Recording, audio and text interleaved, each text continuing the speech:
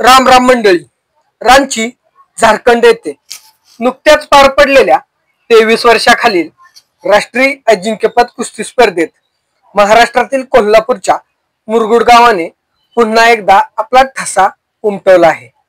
लोकनेते सदाशिवराव मंडलिक राष्ट्रीय साई कुस्ती संकुल मुरगुड येथील 2 महिला मल्लांनी आपली ताकद दाखवत कांस्य पदकाची कमाई केली आहे.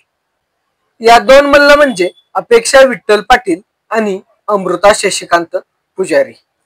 तर मंडळी, देशभरातील आघाडीच्या महिला मल्लांचा सहभाग असलेल्या या स्पर्धेत अपेक्षा आणि अमृता यांनी उल्लेखनीय झुंज दिली.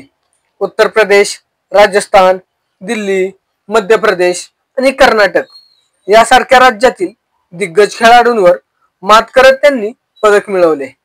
अपेक्षा पाटील हिने 65 किलो वजन गटात कांस्य पदक पटकावले, तर अमृता पुजारी हिने 68 किलो वजन गटात कांस्य पदक मिळवले.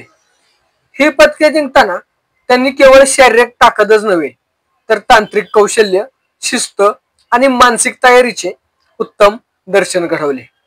अनेक सामन्यांमध्ये पिछाडीवरून आघाडी घेत विजय मिळवण्याची त्यांची जिद्द कौतुकास्पद आहे.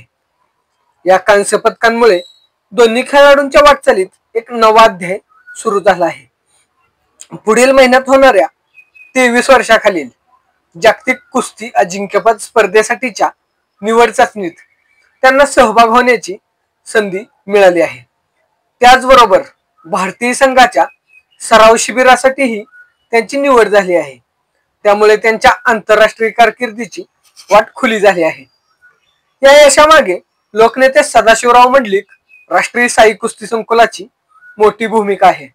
येथे आधुनिक सुविधा, नियोजनबद्ध सराव आणि अनुभवी मार्गदर्शक यामुळे खेळाडू घडतात.